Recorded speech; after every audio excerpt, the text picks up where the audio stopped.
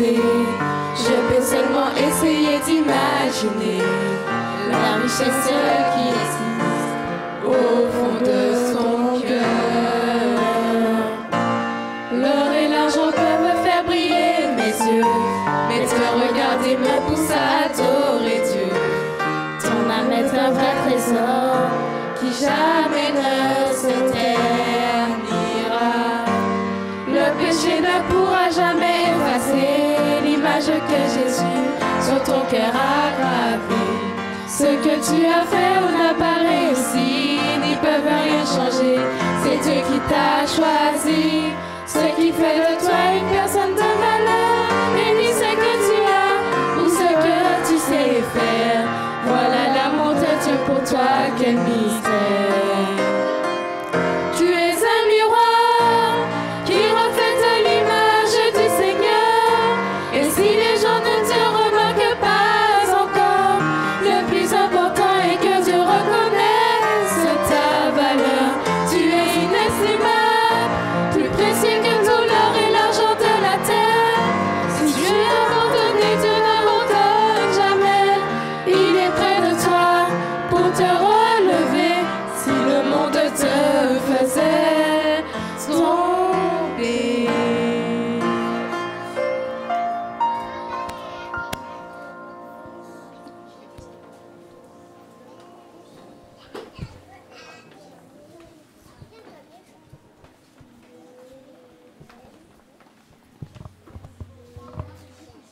Je vais laisser la place à la petite Naëlys qui va nous réciter un psaume.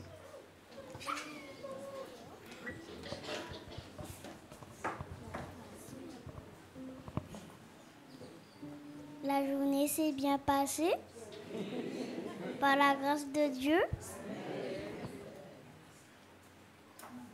Je vais vous lire en Psaume 23. L'Éternel est mon berger, je ne manquerai de rien. Il me fait reposer dans les verts pâturages. Il me dirige près des eaux paisibles. Restaure mon âme. Il me conduit dans les sentiers de la justice à cause de son nom. Quand je marche dans la vallée de l'homme et de la mort, je n'ai aucun mal, car tu es avec moi. Ta houlette et ton bâton me rassurent. Tu restes devant moi et en place, en face de mes adversaires. Sous loin du matin, t'es ma coupe débord. Oui, le honneur et la grâce m'accompagnent tous les jours de ma Bible. J'habiterai dans la maison jusqu'à la fin de mes jours.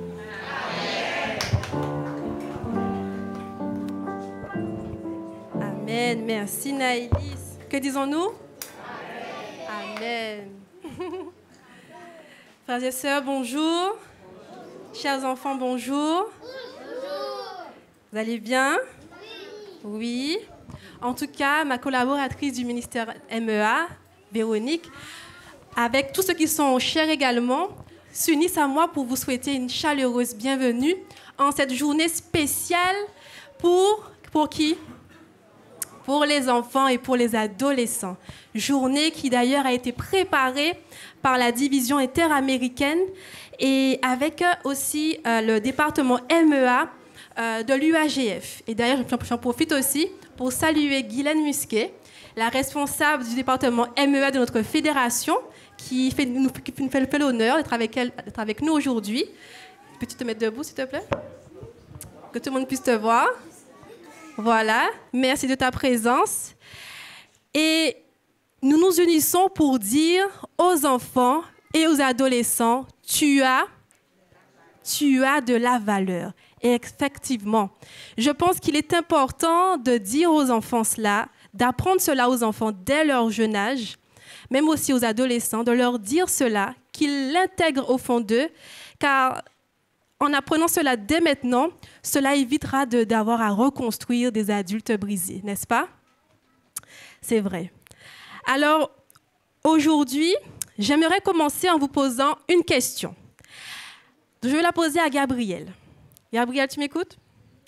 Est-ce que tu as déjà eu un objet que tu aimais beaucoup? C'est quoi? Qu'est-ce que c'est?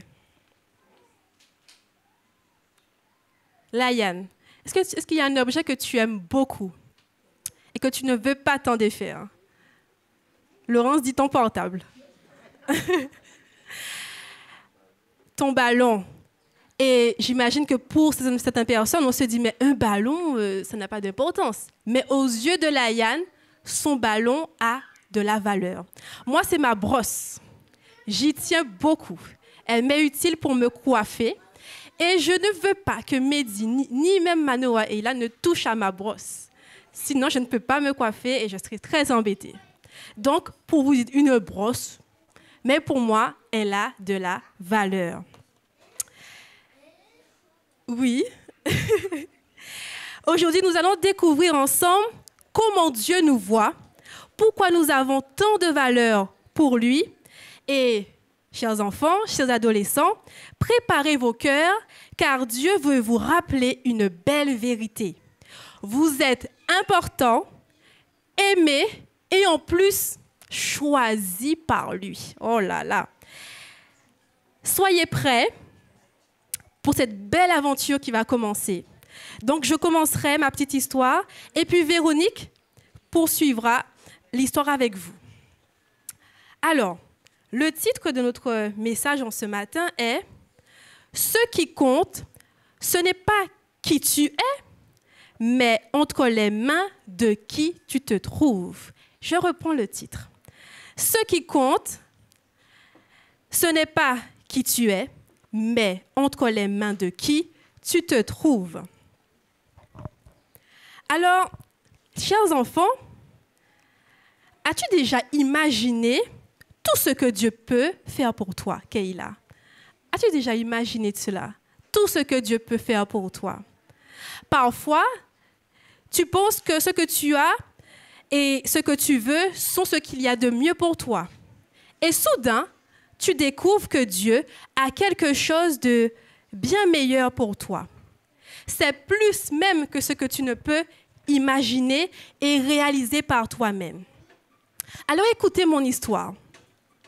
Il y avait un jeune homme que sa famille ne considérait pas comme étant le meilleur ou le plus important. En fait, bien souvent, les gens ne faisaient pas attention à lui. Il était là, mais on ne le voyait même pas. On ne s'intéressait pas à lui. Cependant, ce jeune garçon, il était fidèle dans la réalisation de ses tâches et avait toujours à cœur de faire les choses qui pouvaient aider les autres. On peut dire donc qu'il était généreux et aussi courageux.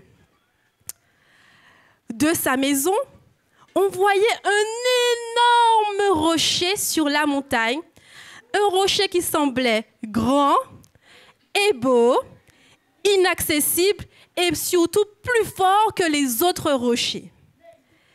Quel privilège pour cet énorme rocher de se trouver dans les plus hautes montagnes et d'être admiré par tous ceux qui le voyaient au loin. Mais, un jour, l'inattendu s'est produit comme ces choses que tu n'imagines jamais pouvoir arriver. Ce jour-là, la terre a tremblé et avec une telle force que cet énorme rocher a finalement été détruit, laissant à sa place de nombreuses pierres rugueuses. Difficile d'imaginer que cet énorme rocher ait été transformé en de toutes petites pierres inutiles. As-tu déjà eu l'impression que tu ne valais rien et que les autres te trouvaient disgracieux et peu attirant? Pendant un certain temps, il ne s'était rien passé sur la montagne où se trouvait le rocher. Mais cet après-midi-là, le ciel s'est assombri. La pluie torrentielle s'est mise à tomber et elle a créé une énorme masse d'eau qui s'est mise à couler avec une telle force qu'elle a emporté les pierres en bas de la montagne. Quelle ne fut pas la surprise des pierres lorsqu'elles dévalèrent la montagne et furent heurtées par le plus gros rocher qui dévalèrent également la montagne et tombèrent sur elles. Personne n'imaginait leur sort, alors qu'elles étaient emportées par la rivière jusque dans la vallée. Si ces énormes rochers avaient pu parler, ils auraient dit « Petits cailloux, n'obstruez pas notre chemin, écartez-vous ». Et si les petites pierres avaient pu parler, elles auraient dit « Non, pourquoi vous nous tombez dessus? Nous sommes petites et nous ne pouvons pas nous défendre. Nous sommes de la même famille et le fait d'être petits n'enlève rien à notre valeur. » Ce que les petites pierres ne savent pas, c'est que toutes les fois que le gros rocher les heurtait, leur structure changeait.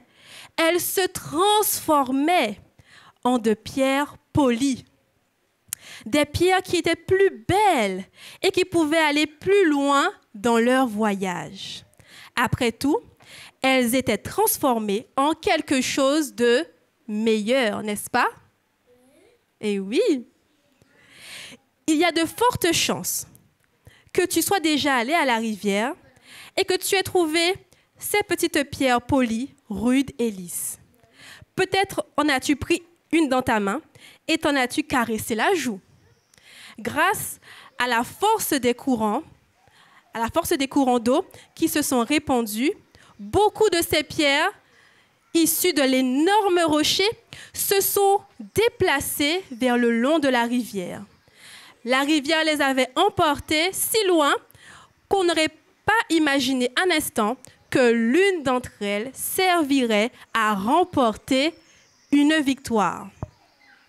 Peut-être que dans la salle de classe où tu étudies ou dans le quartier où tu vis, on t'a peut-être dit que tu ne valais rien, que tu as même perdu de la valeur. Je veux que tu te souviennes, cher jeune, cher enfant, d'une chose importante. On m'écoute? Tu es spécial et tu as de la valeur aux yeux de Dieu. Regardez la petite qu'on vous a mise là, la petite broche. Tu as de la valeur aux yeux de Dieu. Peu importe ce que tu traverses ou ce que tu as vécu dans cette vie, Dieu a un plan pour toi, un plan pour te restaurer et te donner de la valeur. Il peut te donner beaucoup plus que ce que tu ne l'imagines.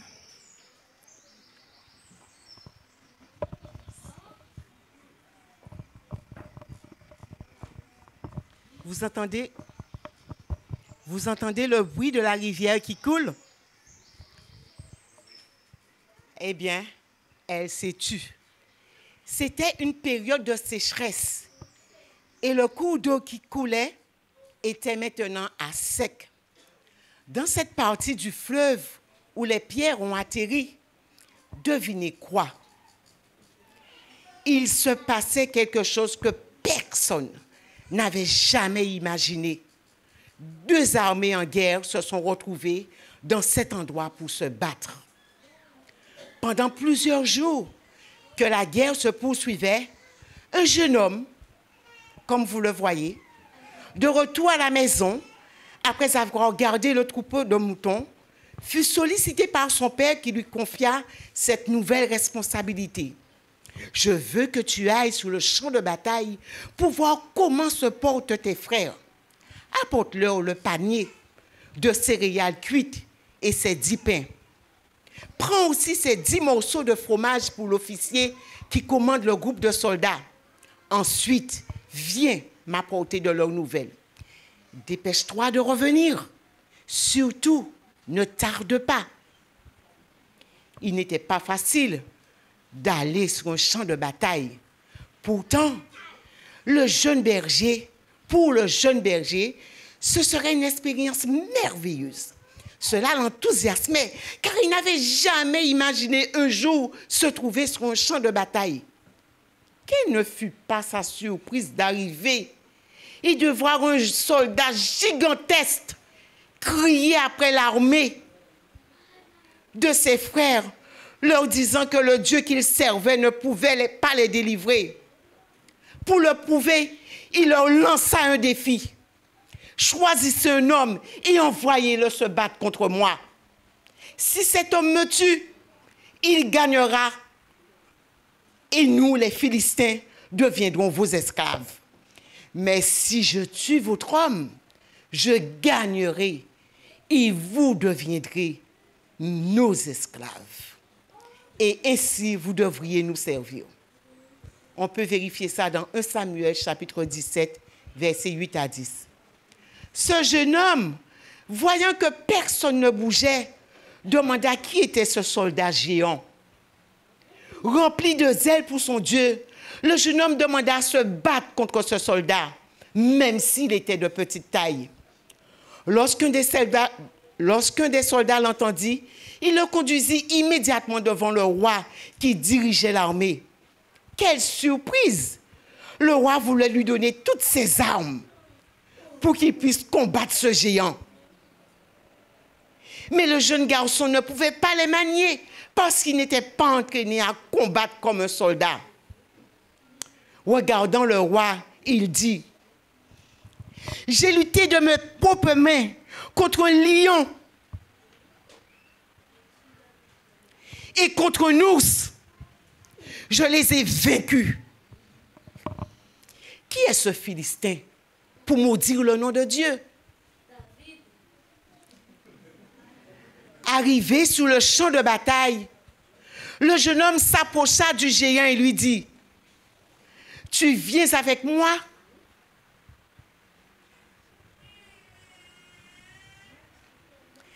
Avec l'épée, la lance et le javelot. Mais moi, je viens à toi au nom de l'Éternel des armées que tu as maudit. La surprise fut totale. L'arme que portait ce garçon est un instrument appelé fronde qui sert à lancer des pierres. Vous rappelez-vous qu'il y avait dans le lit de la rivière, ce qu'il y avait dans le lit de la rivière? C'était quoi? Qu'est-ce qu'il y avait dans le lit de la rivière? C'était des pierres. Bien sûr, les pierres qui étaient descendues de la montagne. Le garçon en prit 5 dans ce ruisseau asséché et les mit dans son sac. L'homme qui le regardait fut rempli de colère et lui cria, « Tu viens contre moi avec des pierres, mais tu me prends pour un chien. Viens ici, je te tuerai et je donnerai ton corps à manger aux oiseaux et aux bêtes sauvages. » Qui aurait pensé que ces pierres auraient été choisies, que le garçon allait sélectionner l'une d'elles alors qu'elle semblait être très petite et insignifiante? Ces pierres appartenaient, souvenez-vous, à un énorme rocher et elles avaient parcouru une longue distance. L'exposition continue au soleil le jour et au froid la nuit les avait rendues solides et dures. Tout ce qui était arrivé à ces pierres les avait transformées et maintenant l'une d'entre elles se trouvait entre les mains d'un berger. Quelle extraordinaire expérience! Soudain, la pierre fut placée dans la fronde, l'arme du berger. Il commença à balayer, balancer son bras avec force. Très vite, la pierre vola et tournoya, vola à travers les airs. Qui aurait pu imaginer que cette petite pierre volerait un jour? Si elle avait pu parler, elle aurait peut-être dit, « Regardez-moi! Avez-vous déjà vu une pierre voler? Aussi vite! Regardez-moi! » L'extraordinaire va se produire.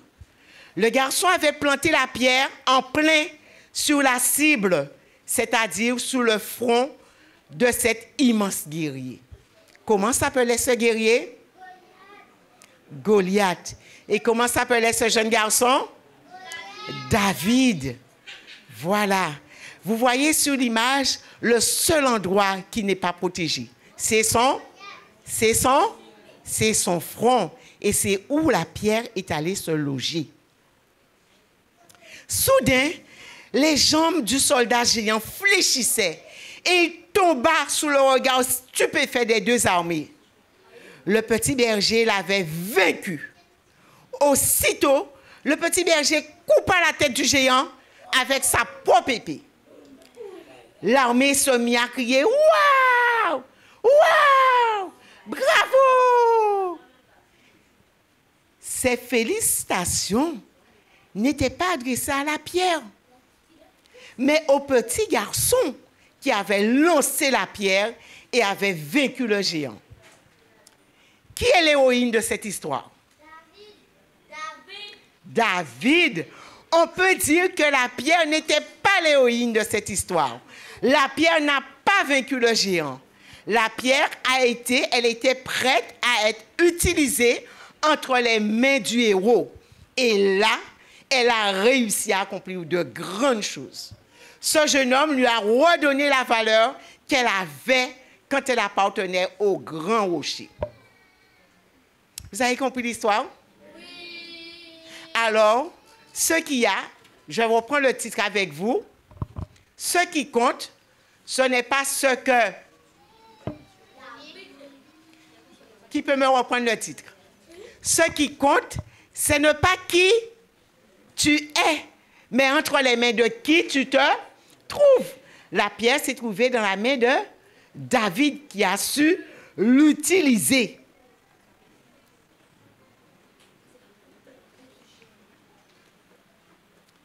Cela me rappelle le garçon qui un jour est entré dans le magasin avec son père. Il a remarqué un énorme bocal rempli de bonbons, comme vous voyez là, sous lequel il y avait une affiche où on lisait « Mets ta main dans le bocal et prends des bonbons. C'est gratuit. » Si je demande à un enfant ici de venir ou de mettre la main dans le bocal qui est là et de prendre des bonbons, combien de volontaires qu'il y aurait? Oui, tous les enfants seraient volontaires. Eh bien, le petit garçon, lui, à sa grande surprise, le propriétaire remarqua que le garçon ne prenait pas de bonbons et pensait qu'il ne savait pas lire, puisque sur le bocal, c'était marqué « Tu peux prendre autant que tu veux, c'est gratuit. » Et le propriétaire insista « Mais tu peux en prendre, c'est gratuit. » Le garçon regarda à nouveau son père, qui comprit que son fils ne voulait pas prendre des bonbons. Et le papa s'approcha donc et prit tous les bonbons, il mit sa grosse main, et prit tous les bonbons qu'il pouvait prendre dans sa main. Et sur le chemin du retour, le père demande au garçon, « Mais mon fils, pourquoi n'as-tu pas pris les bonbons dans le bocal du magasin alors qu'ils étaient gratuits? » Selon vous, que répondit le garçon? Il voulait. Et pourquoi il n'a pas pris? S'il voulait, pourquoi il n'a pas pris? Il voulait tout le bocal. Sa main était trop petite. Qui dit mieux? Il ne voulait pas de carie. Mais c'est bien, Gabriel, oui. Ça m'étonne qu'on pense au carie à ce moment-là. Oui. Il savait que son père pouvait le faire à sa place. Oui. C'est plausible? Oui, mais il aurait pu prendre un ou deux. Mais il n'a pas pris. Mais je vais vous donner la réponse. Eh bien, le garçon répondit à son père, « Parce que ta main est plus grande et que tu pourrais prendre plus de bonbons que moi. » C'est astucieux, hein, n'est-ce pas? Sa main était trop petite, il ne pouvait pas prendre beaucoup, et il savait que la main du papa est plus...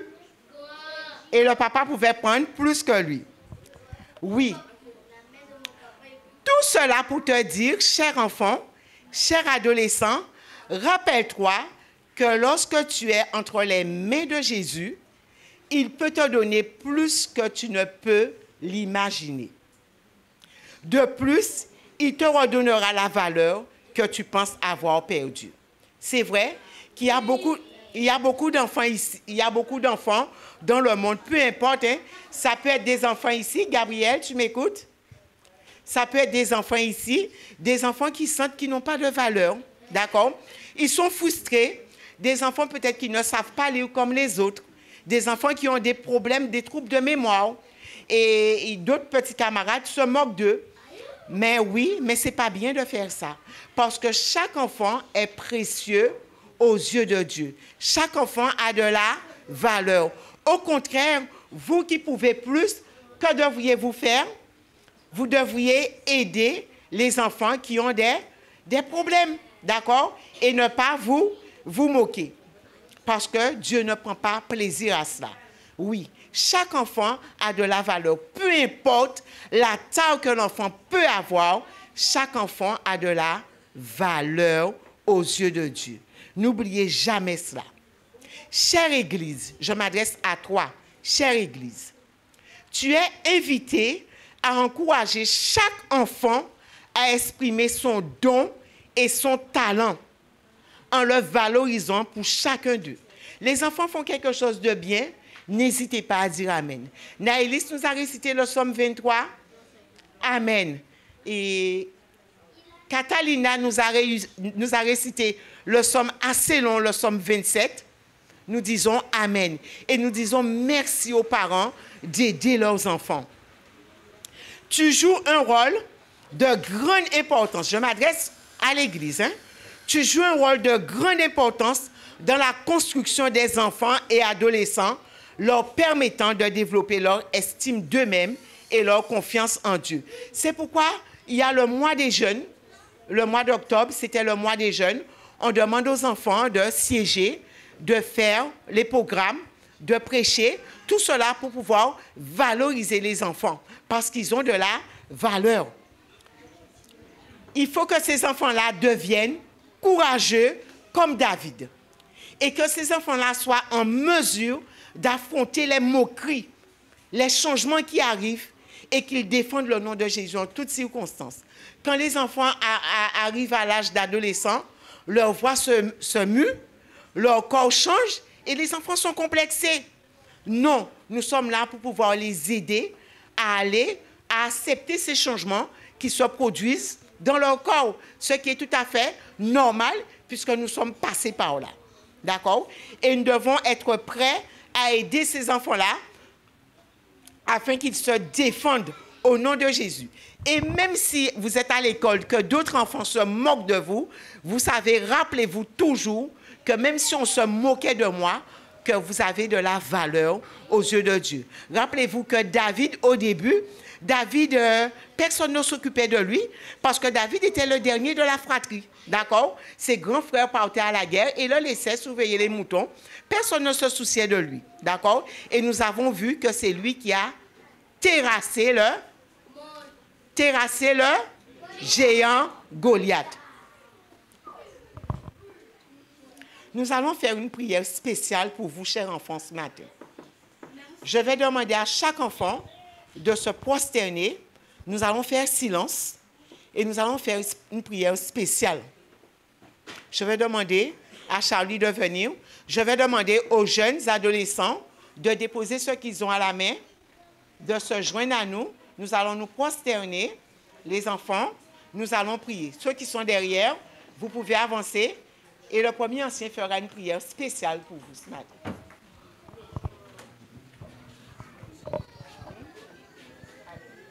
Vous allez vous rapprocher. Venez par ici. Venez. Venez. Venez par ici. Oui. Venez, les adolescents, venez.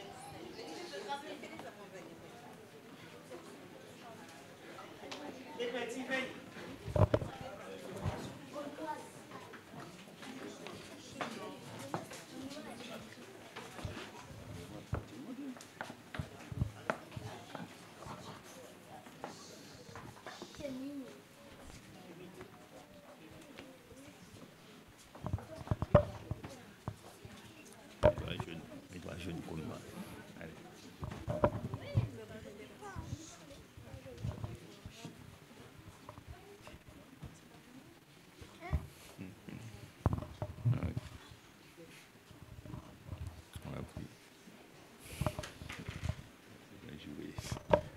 Ok. Tout le monde est prêt? C'est bon? D'accord. Seigneur notre Père et notre Dieu, nous voici devant toi dans cet instant tout à fait spécial. Nous voulons, Seigneur mon Dieu, te bénir et te rendre grâce pour tous ces enfants qui sont agenouillés devant toi. Nous te les présentons, Seigneur mon Dieu. Tu les connais tous par leur nom. Et nous voudrions, Seigneur mon Dieu, les déposer entre tes mains et te demander, Seigneur éternel mon Dieu, de veiller sur chacun d'eux, de les prendre, Seigneur mon Dieu, sous ta divine protection et de leur accorder, Seigneur mon Dieu, sagesse, intelligence et de leur accorder la santé aussi, Seigneur, car c'est important, afin que chacun d'eux, Seigneur mon Dieu, puisse, comme Jésus, se développer en stature et en grâce. Et ainsi, Seigneur éternel, mon Dieu, que chacun reconnaisse qu'ils sont appelés de ton nom. Nous te demandons, Père, de bénir, éternel, les familles de tous ces enfants, de leur accorder, Seigneur mon Dieu, la patience, de leur accorder la sagesse, l'intelligence et la force, de leur donner aussi les moyens, Seigneur, financiers, éternel mon Dieu aussi, pour pouvoir s'occuper de ces enfants, mais aussi, éternel, spirituel, pour qu'ils puissent leur montrer la voie et qu'ainsi que ces enfants puissent te connaître par expérience. Seigneur, nous te demandons de bénir tous ces enfants, et non seulement ceux qui sont agenouillés ici devant nous, mais encore, Seigneur mon Dieu, tous ceux éternels qui sont passés dans cette église, ils sont beaucoup plus grands, mais ce sont encore des enfants, Seigneur, et que là où ils sont, nous pensons à ceux qui sont partis pour les études, nous pensons à Luna, nous pensons à Johan, à tous ceux éternels, à Brian, à Élie, Jémuel et Joris, tous ceux-là aussi, Seigneur mon Dieu, qui étudient. Nous avons encore Clarixia. Papa, nous déposons tous nos enfants entre tes mains, les petits, les grands, et nous te demandons, Seigneur, de leur faire grâce et miséricorde et de les bénir abondamment. Que ton esprit repose sur eux et que tu les aides, Seigneur mon Dieu, jour après jour, à marcher avec toi, selon, éternel, mon Dieu, leur foi. Et qu'ainsi, Père éternel, nous aussi, que tu nous donnes à la direction de l'Église la patience, l'amour nécessaire, afin, Seigneur mon Dieu, de les aider dans leur marche et surtout, Seigneur éternel, de leur montrer le chemin. Nous t'avons prié ainsi dans le nom de Jésus et pour ta gloire. Amen. Amen. Amen. Voilà. Tu peux redescendre. Attends, donne-moi la main.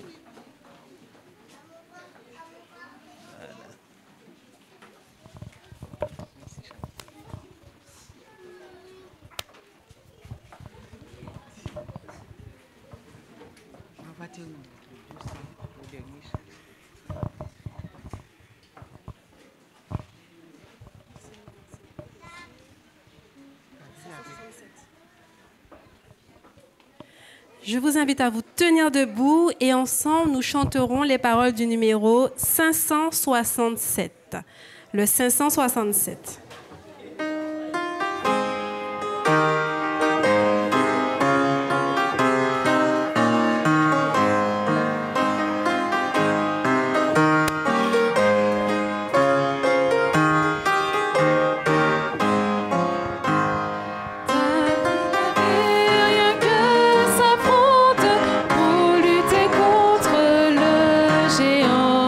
Mais au fond de son cœur d'enfant,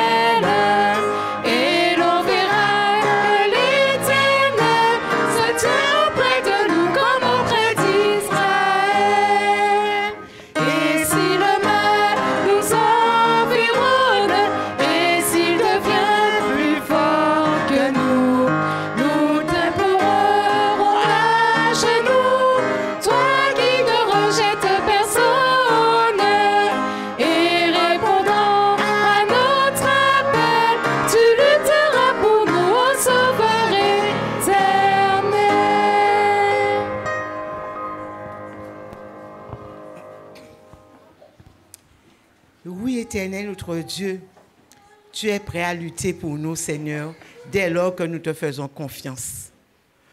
Nous sommes là, Seigneur, avec nos tares, nos difficultés, mais nous savons, Seigneur, que tu nous soutiens et que tu nous accompagnes, et par toi, nous pouvons être plus que vainqueurs. Merci, Seigneur, pour ces promesses que tu nous donnes. Merci de nous rappeler cette histoire et que permet que chaque enfant puisse imprégner, Seigneur, dans sa petite tête, qu'il a de la valeur à tes yeux, peu importe ce qu'il peut traverser. Rends-le fort, Seigneur, afin qu'il puisse témoigner pour toi là où il se trouve. Garde chacun de nous en ta paix, en tant que parents. Aide-nous, Seigneur, afin que nous puissions les accompagner au mieux avec ta grâce, Seigneur. Renvoie-nous avec ta paix et ta grâce. Bénis chacun de nous, Seigneur. Je t'ai prié au nom de Jésus et pour ta gloire. Amen.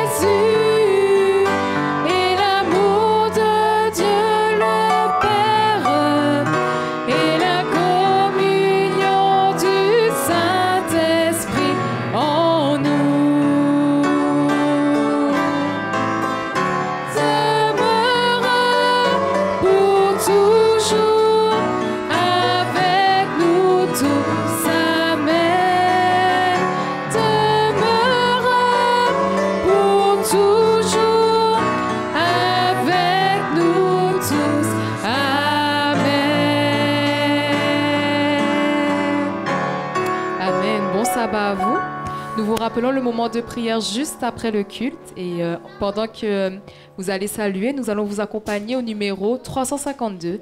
Il est exalté.